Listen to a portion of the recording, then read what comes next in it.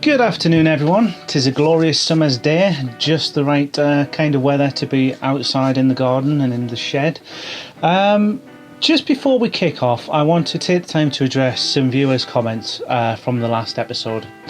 In that episode I was using the router to route a truss rod channel and it turned out quite nice, but after some more experienced users had a look at my video, they did say that I did do some things which were in some cases a little bit risky to the tool that I was using, and in other cases a little bit risky to my own personal health.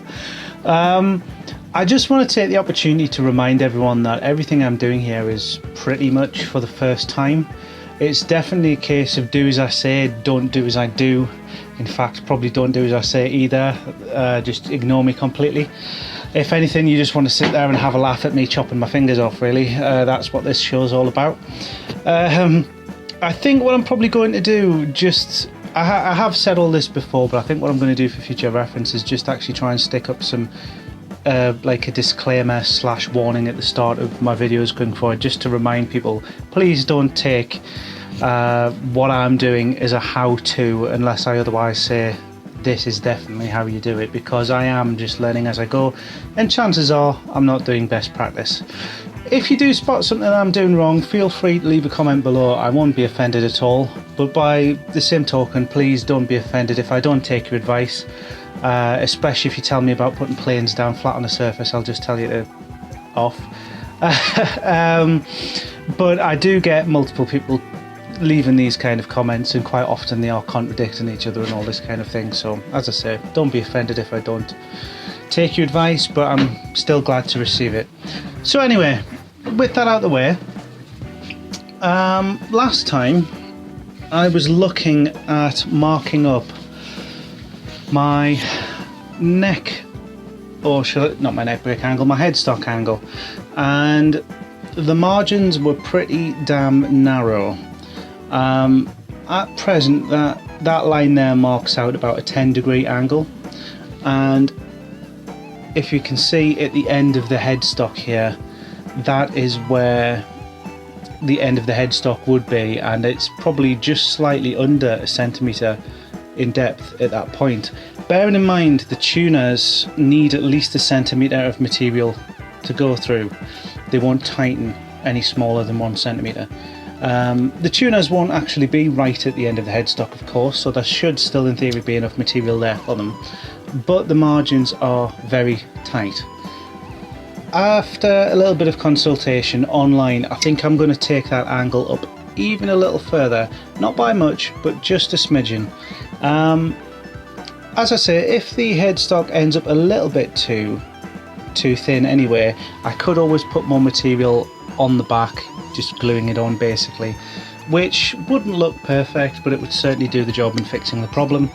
If the headstock angle was to end up a little bit too shallow and the string pull wasn't quite right on the nut, we could use a stopper bar or string trees or something like that to remedy that.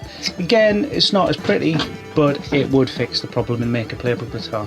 So I think I'm just going to take the plunge today and see where I end up. Just thought I'd illustrate the geometry I was talking about there with a quick side-on visual. So this masking tape line at the minute marks where I intend to cut my headstock. I have actually got a Graphtec nut there, and if I place it where the nut is supposed to be, let me just move the camera along a little bit. You can see the nut placed there where it would normally sit. Now, as it stands,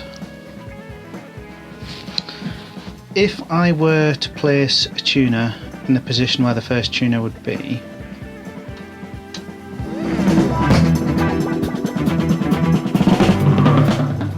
you can see that the place where the string would come out of the tuner is sitting ever so slightly below the nut, but it's only by a fraction, and that may or may not provide enough string pull to actually keep the thing flat in the nut. So what I could actually do, as I say, is pop a string tree here, which would pull the string down on the nut and then allow it to go back up on the tuner.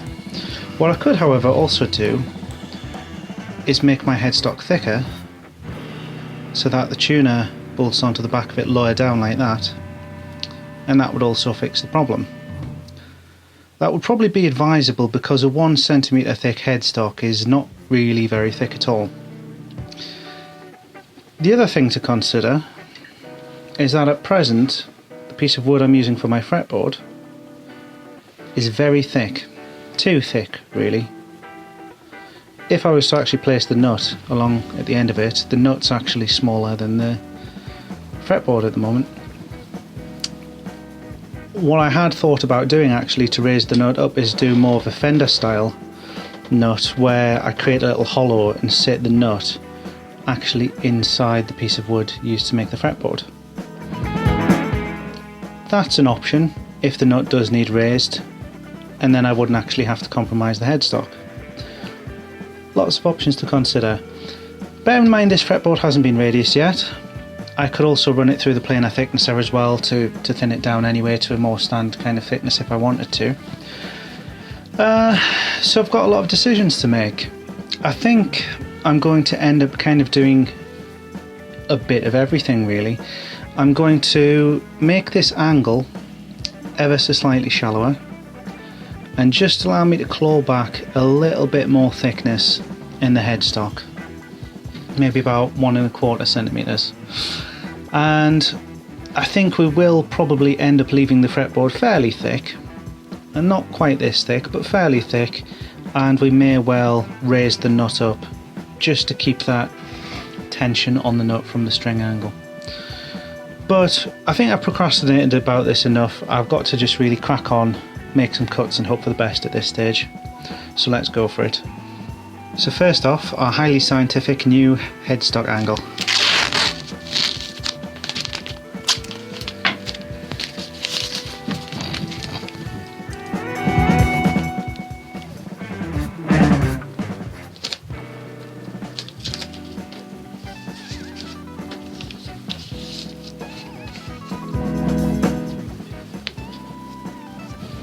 Meh, that'll do.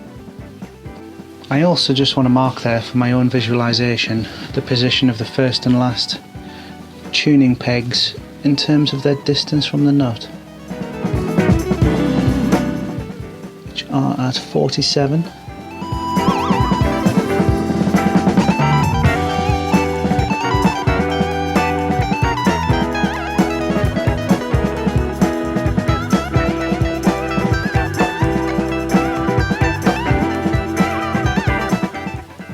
I believe it was 114, let me just double check that. 114.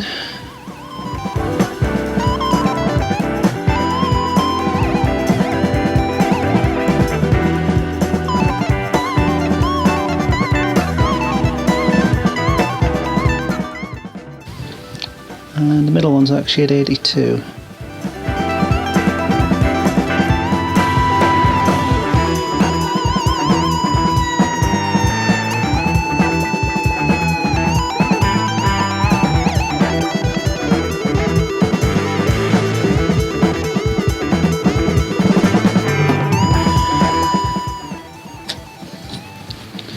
Helps me visualize there. Okay, so now we need to decide how we're going to cut this. Now, as much as I could do this freehand, I trust the machines more. So here's the plan. Scrap piece of wood with a straight edge on both sides as it happens. Another scrap piece of wood.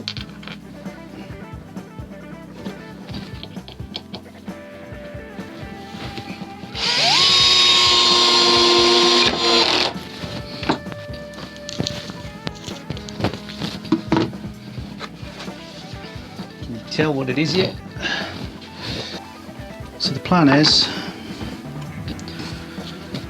line this up with the straight edge, set the angle I'm happy with, and then stick another screw in. I'm going to have to do some more marking on this end though before I can see clearly if I've got it lined up. Try again.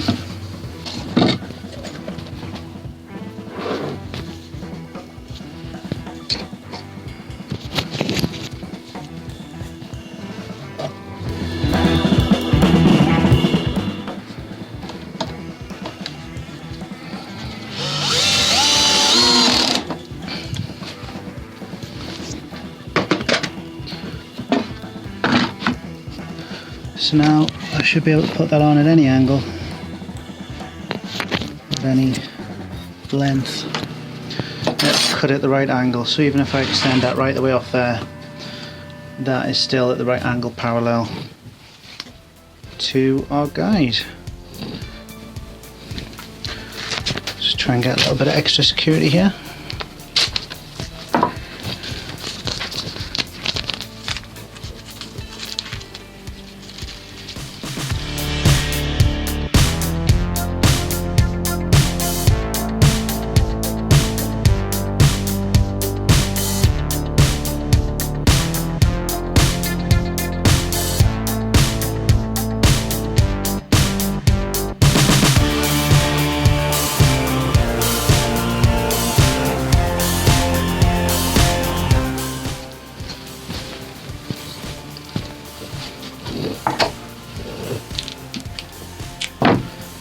Good.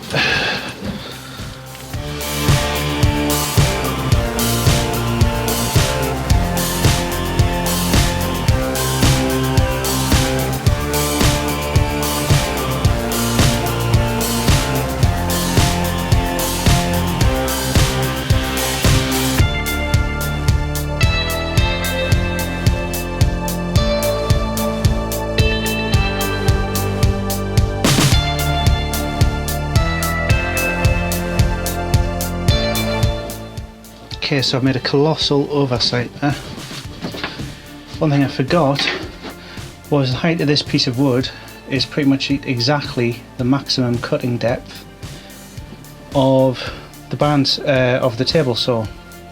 So by adding the extra little bit of wood on the bottom, the saw is no longer actually tall enough to cut the piece of wood, and actually trying to pass it through like that is very dangerous. It could have kicked back or anything. So I'm going to have to either rethink that or adapt my template.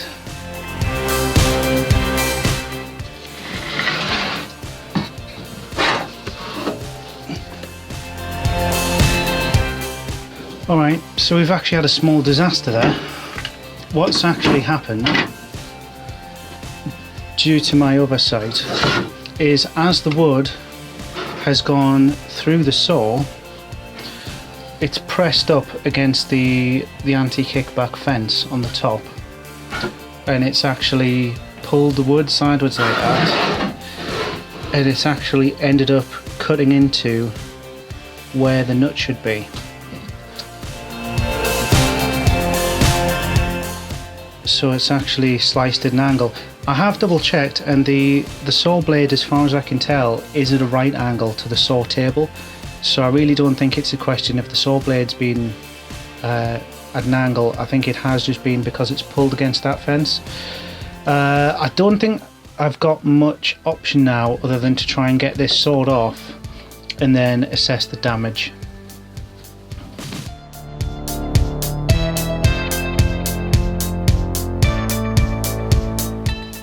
Rescue plan part 1.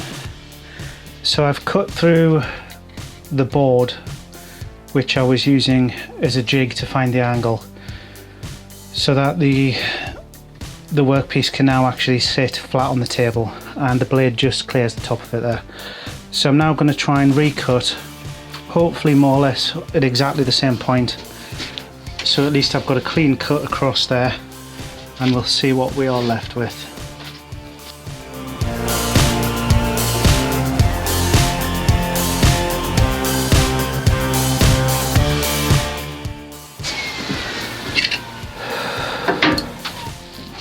Well, the good news is we got a fairly good cut.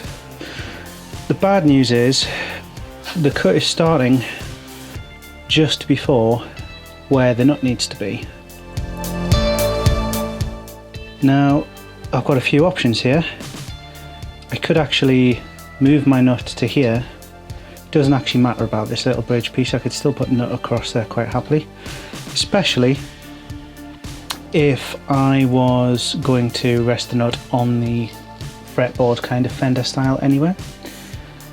I could use this offcut and effectively cut a little wedge to glue on there. That would work. I think I might have to go in and have a little think about that one. So this is what I'm going with. The saw, you can see the little bridge here, which is where the nut should sit, but the saw's actually cut in just before that and started to cut the headstock angle. I think the solution is going to be to take this little offcut wedge from the piece I've just cut off and glue it roughly there, and I can use this other piece of the offcut to support it while I clamp it. Allow that to dry and then sand it flat, and then all we've got to do is run a file along here and neaten up this edge.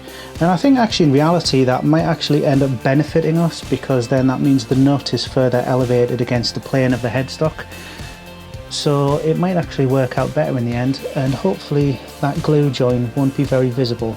I still haven't fully decided whether or not I'm actually going to rest the nut on there or whether I'm going to rest it on the end of the fretboard, but I think gluing that wedge in is definitely the way to go, especially since it already matches the profile of what is missing.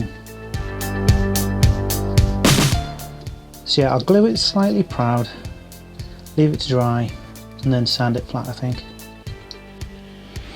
Okay, so I've just put some cling film over that wedge and clamped it in place, just as a guide for where I want that wedge to end up. So I'm just going to glue it and clamp it in place.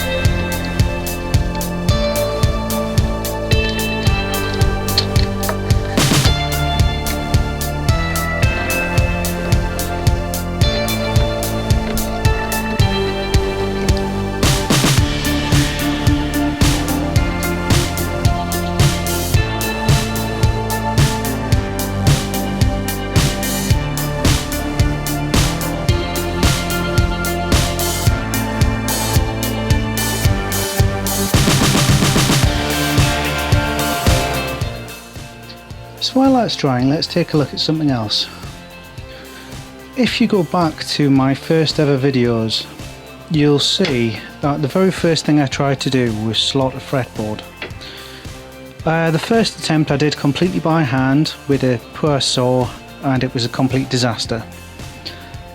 The second attempt I did again by hand, but this time with a better saw, and as you can see, it turned out okay. I think, truth be told, I haven't actually cut the slots anywhere near deep enough. Certainly by the time this is radius, they'll definitely need recut.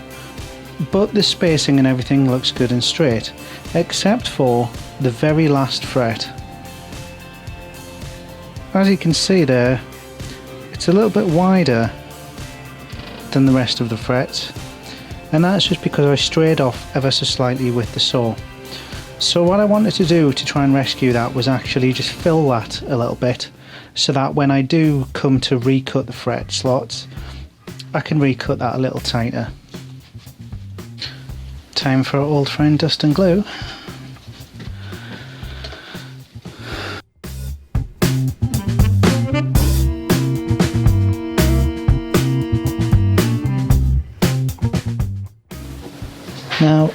that does actually shrink a little bit when it dries,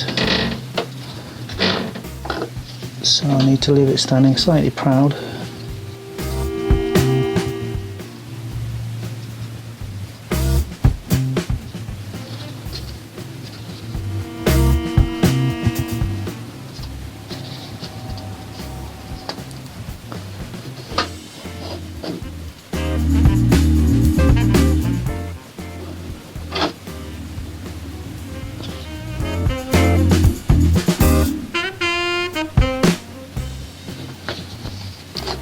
And again, you can clean that up when it dries.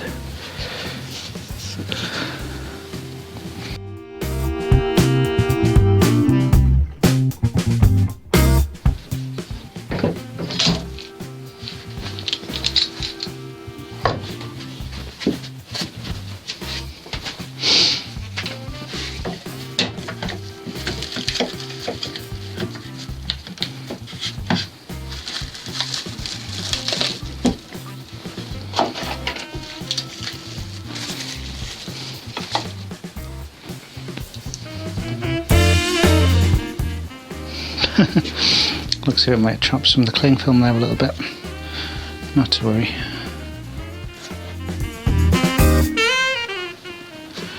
Okay, so that's looking good. Obviously I'm going to have to sand this flat, and I also need to give this a bit of a sand just to take the saw marks off as well. Okay, I think we just had a little camera mishap there, so might have skipped a little bit. I've just began sanding this piece down to get it flush with the surface we're going to glue the fretboard to. As you can see, we've got the headstock angle there. The thickness is actually pretty good. Even right at the very tip, the tuning pegs have still got a bit of room spare. So hopefully by the time I come to cut the back, it should still be a good thickness. I've just got to sand the saw marks off this surface and continue to saw this flat. Sorry, sand this flat, but it's nearly done and it's looking okay.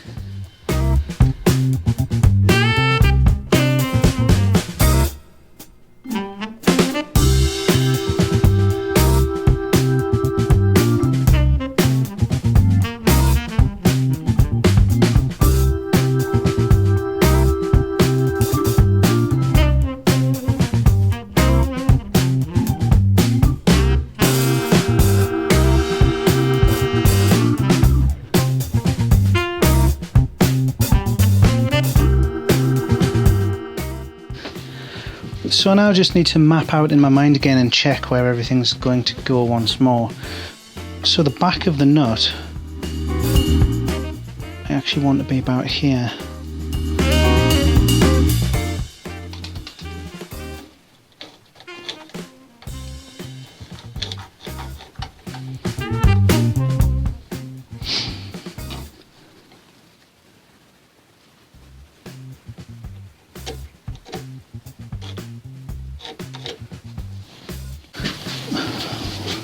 Width of my nut.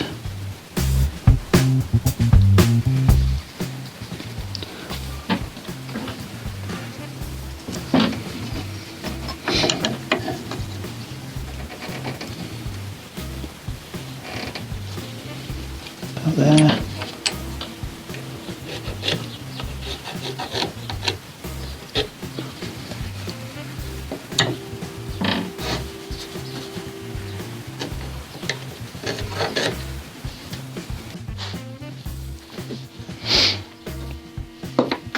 That means if I use my original template,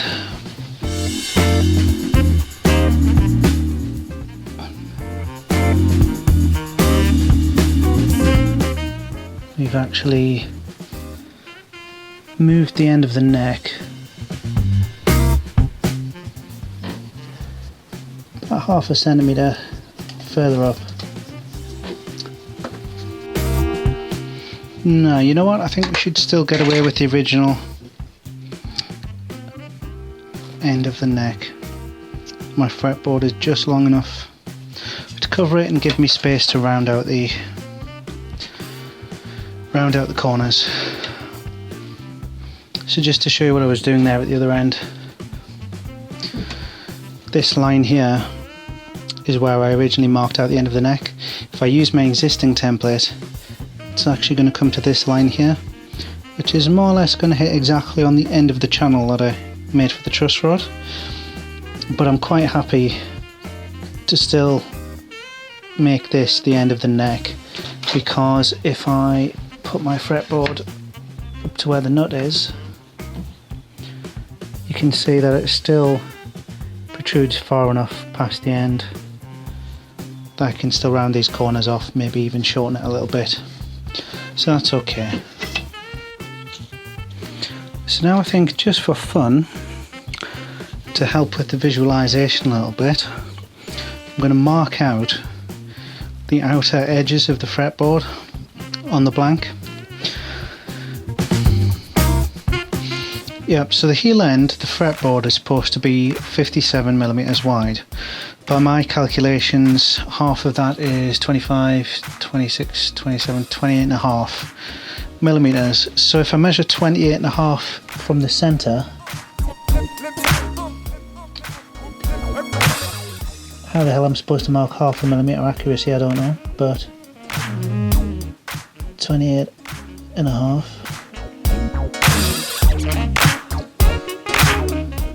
Do that in a couple of places.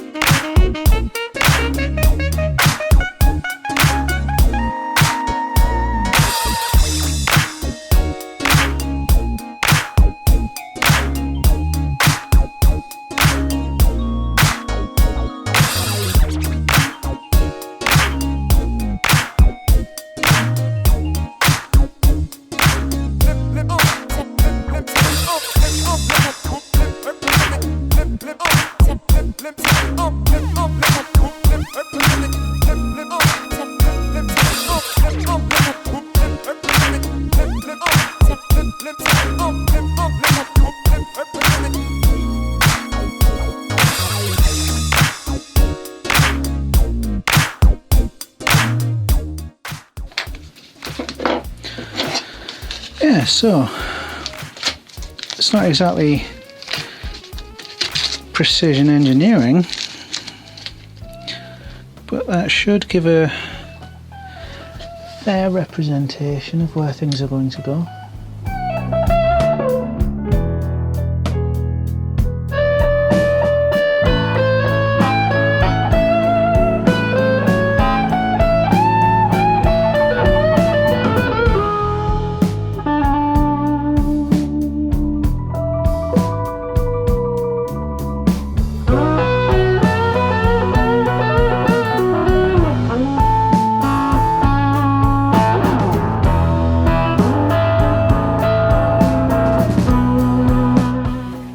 Okay, so now I'm happy enough that that marking out is accurate. Just actually going to see if I can take this round back file and use it to round out that wedge that I glued on earlier.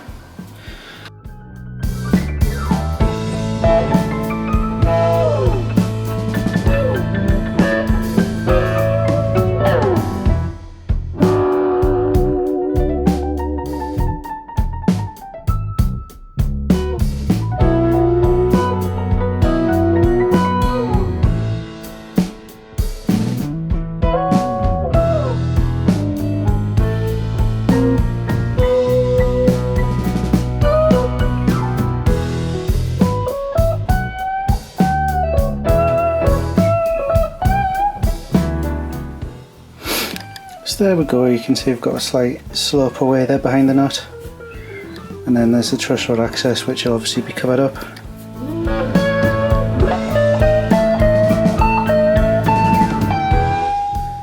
But I think that should be absolutely fine.